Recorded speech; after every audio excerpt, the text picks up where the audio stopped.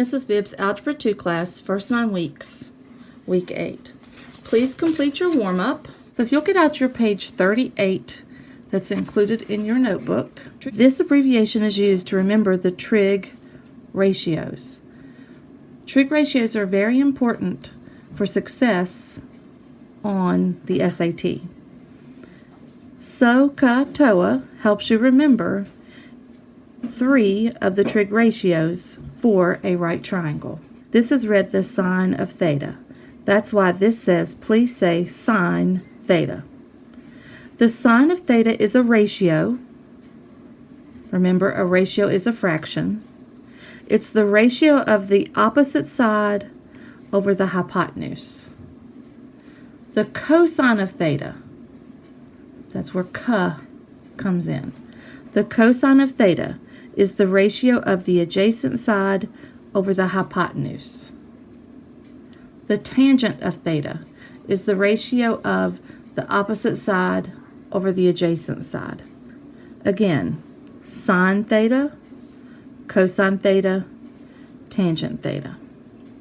This diagram here shows you theta, and I wrote that theta is an acute angle in the right triangle. And it shows you those sides that are mentioned in these ratios.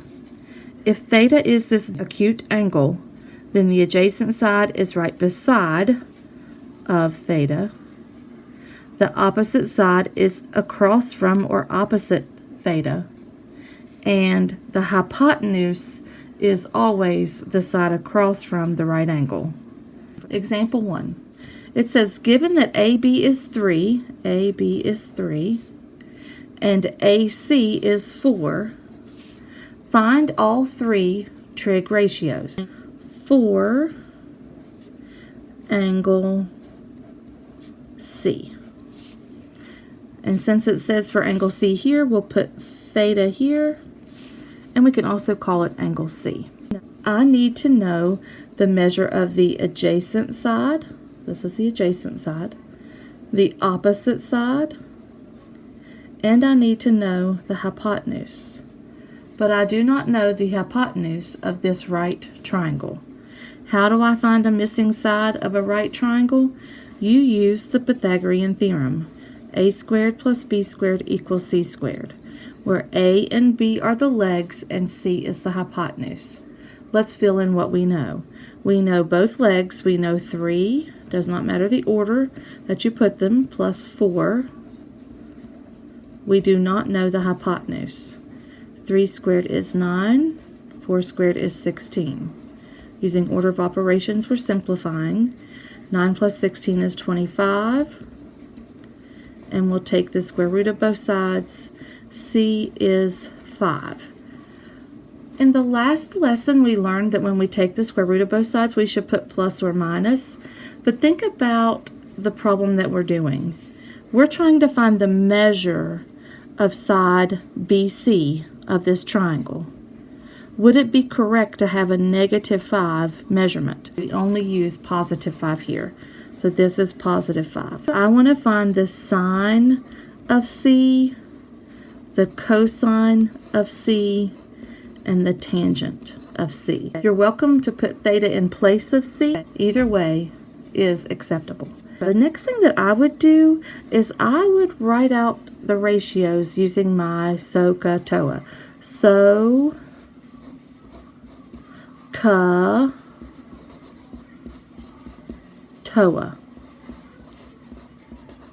So the sine of C is the measure of the opposite side over the hypotenuse, 3 over 5.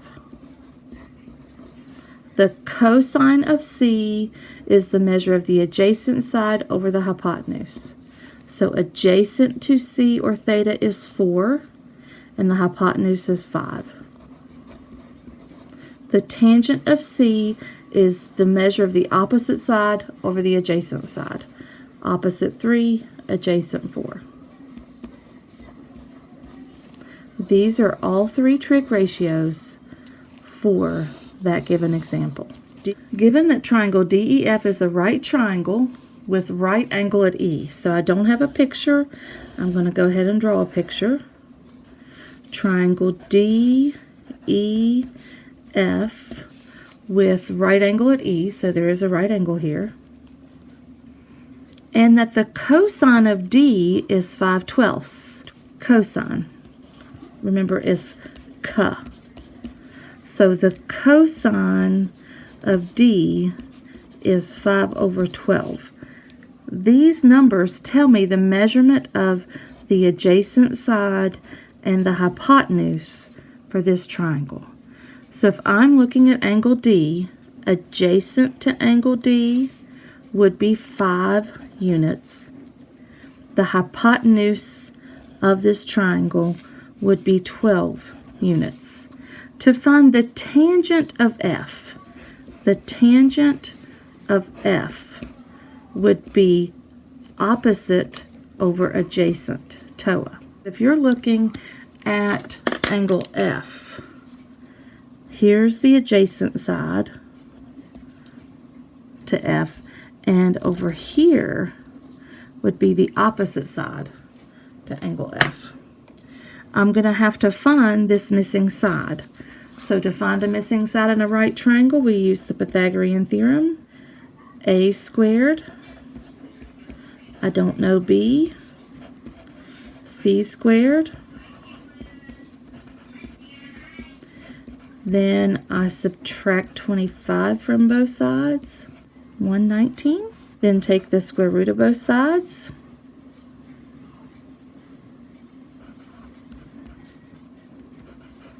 (119) is not a perfect square. The measure of this missing side is the square root of 119.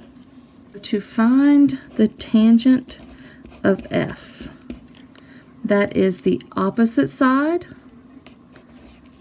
here over the adjacent side. Remember, it is not proper to leave a radical in the denominator, so I'm going to rationalize, which means I'm going to get rid of that radical from the denominator by multiplying by that radical in the denominator. When you do this, you are multiplying by 1. The tangent of F is going to equal 5 times the square root of 119 over 119. That's my answer to example 2. It says to find the sine, cosine, and tangent for each acute angle below. So I want you to find the sine of R, the cosine of R, the tangent of R. The other acute angle in this triangle would be the sine of S, the cosine of S, and the tangent of S.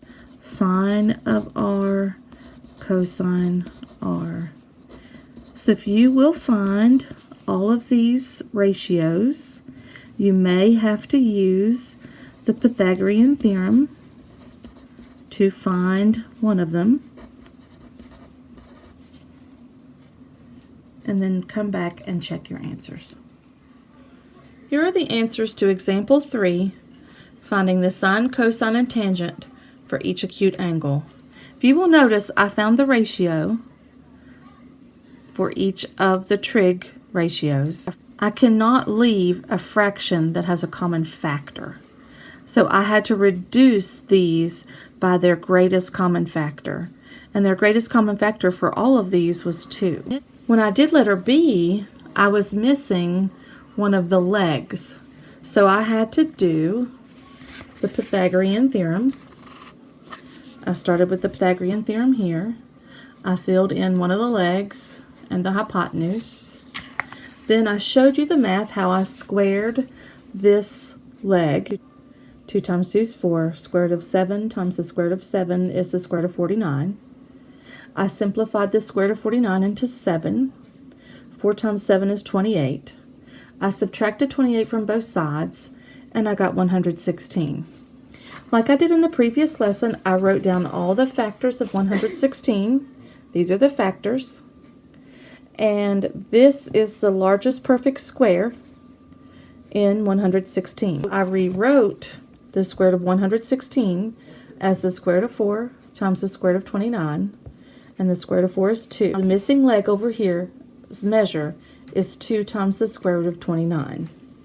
I used those three measures, 12 for the hypotenuse, 2 times the square root of 7, and 2 times the square root of 29 to fill in the 6 trig ratios that I needed. 3 for the acute angle R and 3 for the acute angle S. Ironically, it looks as if you're going to always divide by 2 to simplify your trig ratio, but that's not the case. These ratios also had a greatest common factor of 2. That's why all of these were divided by 2. Notice for the tangent of R and the tangent of S, I had to rationalize my denominator after I reduced. This would have been my final answer for the tangent of R, and this would have been my final answer for the tangent of S. Looking at example 4, I'd like for you to fill in this triangle the way we did with example 2 and see if you can find the sine of y. If you notice, out of habit, for example 4, I found this missing side. I used the Pythagorean Theorem, filled in a leg in the hypotenuse, and found the missing side to be 15. But once I went to find the sine of y, like it asked me to find, the opposite side over the hypotenuse, I realized I didn't have to do any work. The opposite side is given to me, and so is the hypotenuse. My answer for the sine of y is the same thing as the cosine of x.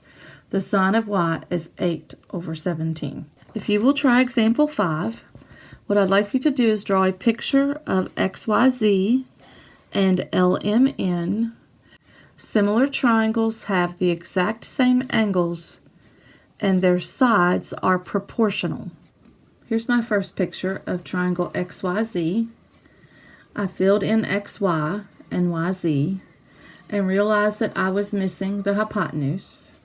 You can see to the left that I did the Pythagorean Theorem to find the hypotenuse. These two triangles are similar, and the measures of the sides of triangle LMN are 1/4 of the measures of the sides of triangle XYZ. So I multiplied 12 by 1/4 and got 3. I multiplied 16 by 1/4 and got 4. And then I multiplied 20 by 1/4 and I got 5. Now I have my two triangles that are similar, and I can answer the question. The question is asking me to find the cosine of angle N.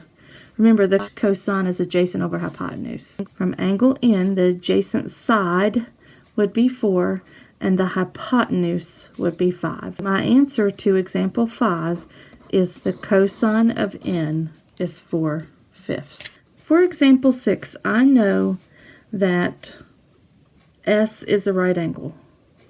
For all triangles, I know that the sum of the angles is 180 degrees. Since S is 90 degrees, then I know if I were to add angle R and angle T together, I would get 90 degrees because 180 minus 90 is 90. To write an algebraic expression, I know that angle T is represented by the variable x.